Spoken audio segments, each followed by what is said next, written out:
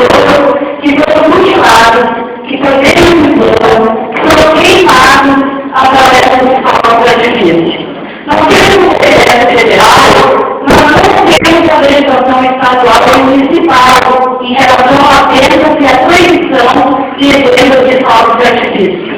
Portanto, nosso projeto vem a ser um projeto cidadão, um projeto de cidadania e respeito à vida humana.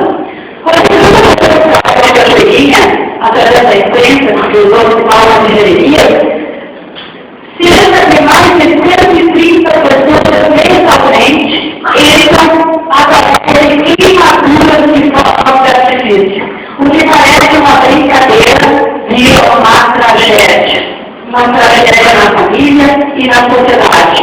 Haja visto o acontecimento que ocorreu em Santa Maria, que vai fazer aproximadamente 2 meses.